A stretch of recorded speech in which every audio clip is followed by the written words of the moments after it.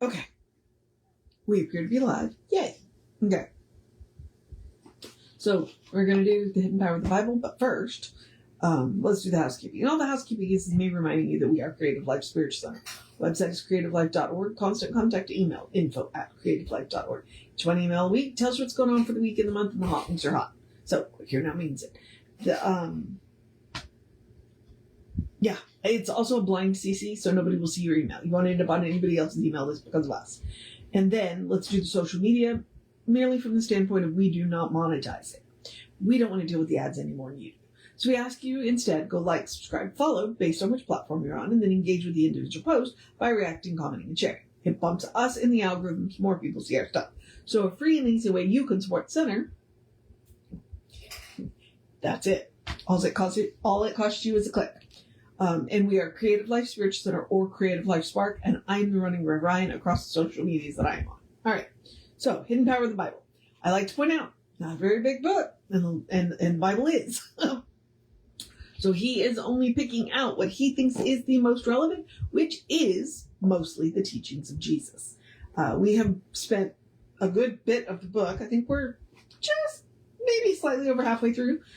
We have spent most of the book in Matthew. So he did deal with a little bit of the Hebrew Testament. We are now in the Christian Testament. He dealt with basically the creation stories and a little bit of Revelations. So just a little bit though. And the fall, obviously. So, and you have to, or maybe it was Deuteronomy. You have to. So Moses, the lawgiver, and because Jesus came to fulfill the law. So you need to ground there. And now he is dealing with the teachings of Jesus. I think Ernest would have loved the Redline Bible if it had existed when, he was doing this. I don't think it did. And the Redline Bible is where scholars have gone in and said, and underlined and read everything that they think that Jesus actually said. That's all it is. All right. So today we are going to do the last two articles out of Malachi 18, and we are going to start with whatsoever ye shall bind on earth. Next, we come to a passage difficult to understand and one which has caused confusion in many minds. Whatsoever you shall bind on earth shall be bound in heaven, and whatsoever you shall loose on earth shall be loosed in heaven. A superficial reading of this passage might lead one to suppose that this old earth is the last chance of the soul. But this is not the meaning of the text. It simply means this: the experience of death cannot change all. I did not see that coming. As a person has lived while on earth, so they will continue to live after death. If they have been pure, they will continue to be pure. If they have been otherwise, they will continue to be otherwise. Okay.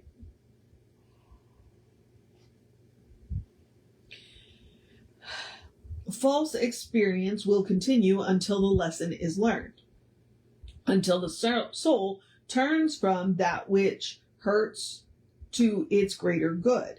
The spirit of humanity is like the nature to the Spirit of God, and it is impossible for the Spirit of God to remain in darkness.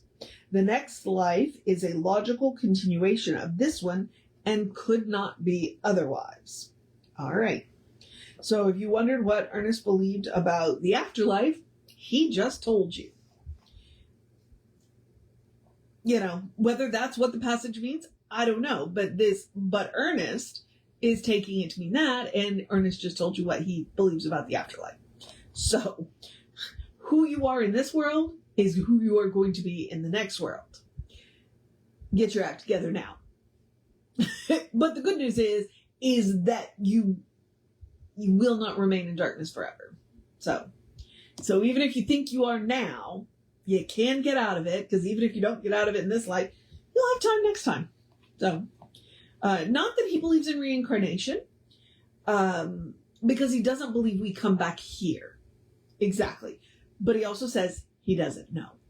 So, and he's not come back and told us. So, here we are. All right. So let's do Divine forgiveness. All right. And then we're going to do Matthew 19 and 21. So here we go. Divine forgiveness. In the next passage, let's see. Oh, and then Peter came to him and said, Lord, how oft shall my brother sin against me and I forgive him? So that's where we are. Okay. And Jesus said unto him, I say not unto thee until 7 times 7, but until 70 times 70. So yeah, divine forgiveness. In the next passage, Jesus clearly explains the meaning for divine forgiveness. He said we should forgive until 70 times 7. But this is another way of saying that forgiveness is eternal and ever available. What a load is dropped from the shoulders of personal responsibility when we realize that the eternal mind holds not against anyone. But to those who feel this is unfair, it would be a hard saying. What, says one, are not my virtues to be rewarded above those who have none? O foolish one and blind, what do you know about virtue? Has your life always been beyond reproach? Have you never fallen short of the divine calling? Who are you to point the finger of scorn at your brother? The person who feels self-righteousness rise from his petty virtues lives a life of self-delusion. Okay. Know this. Virtue does not know that it is virtuous, and could it know it, it would immediately become vicious. Virtue is sweet like the morning dew, soft as the evening star, and brilliant as the noonday sun. Can the dew tell why it is sweet, the star say why its light is soft, or the sun say why it shines? When we learn to put away our petty virtues with our petty vices, then we shall see clearly, not what either virtue or vice is, but what truth is. Ooh.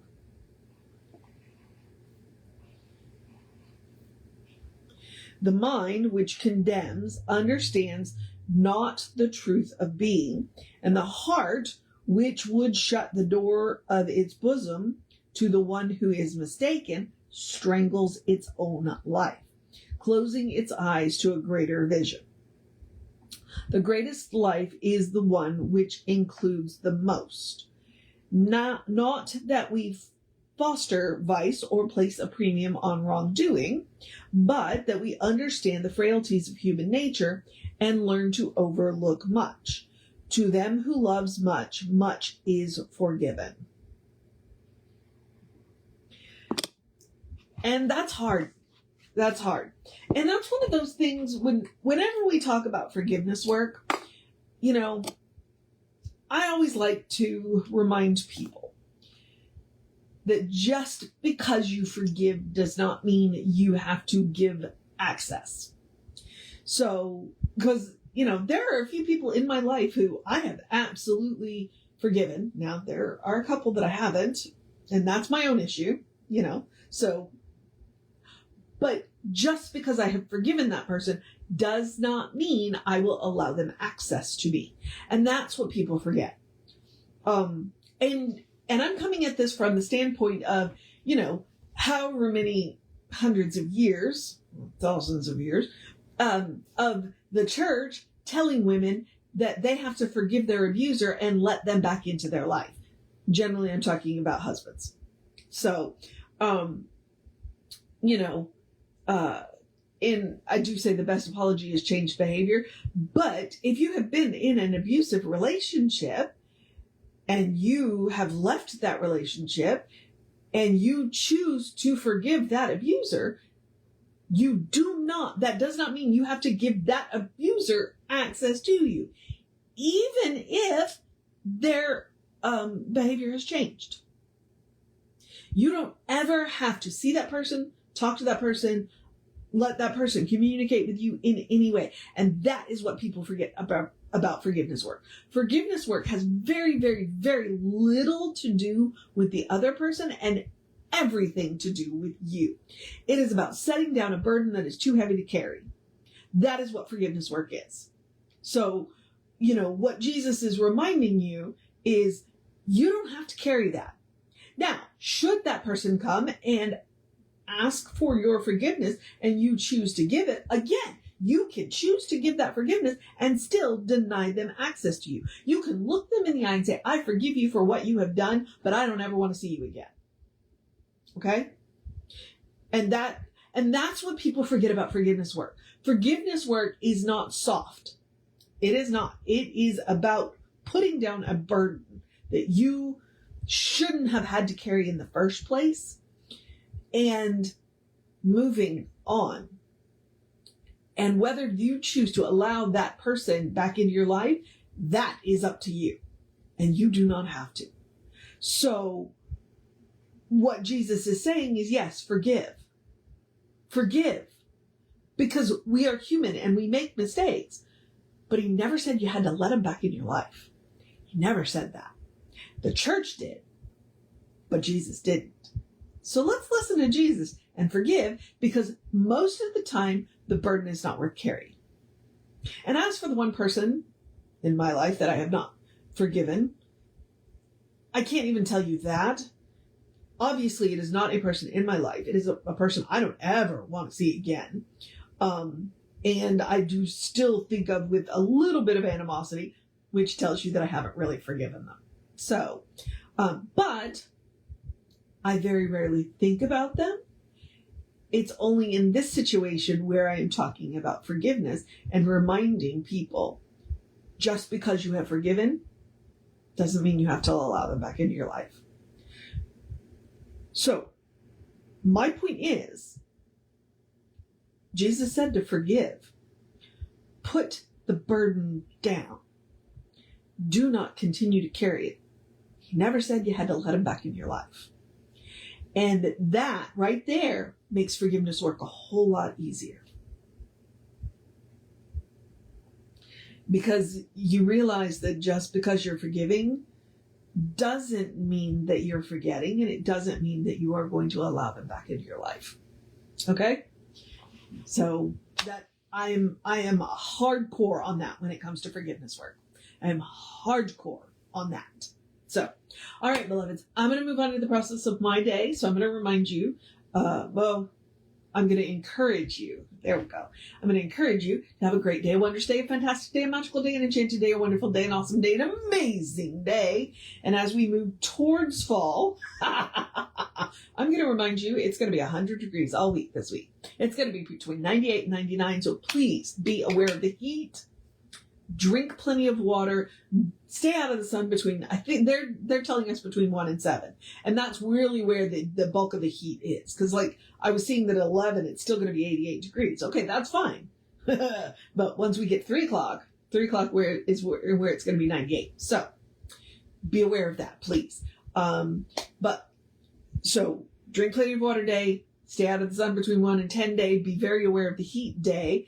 A let's get this week started off right day, a take care of business day, and make sure you make time to sit down and rest day, cuddle your fur babies day, finish up a project you've been working on day, do something just for yourself day, eat something really amazing day, do something nice for somebody else day, do something nice for yourself day, let the chaos of yesterday go. My day did not go the way I expected it to. I got most of it done, but, still. Yeah. So I'm going to let yesterday go day and forgive. But remember, you don't have to allow access day. A good day, and if that is too much pressure, simply have a day. You are enough, just as you are. You are a beloved expression of the divine. You are a brilliant light, divine spark, spirit in motion, God in action, an absolutely beautiful masterpiece, and a work in progress at the same time, at your own pace. I'm going to remind you, comparison is the thief of joy. And as Reverend Jesse likes to call us, you are a godling. So explore the truth of your being. Get to know who the divine knows you to be, because the divine knows you to be good. And from there, anything is possible. All right, beloveds. Anything at all is possible. Because all the divine knows is good. That's the good news. All right. As I was about to say, Reverend David should be on in sometime in the afternoon. Generally, he's on after 5. Occasionally, he's early. Who knows? I'll be back with you in that 9:15 space tomorrow. Take care of yourself. Know that you are loved. And I will see you next time.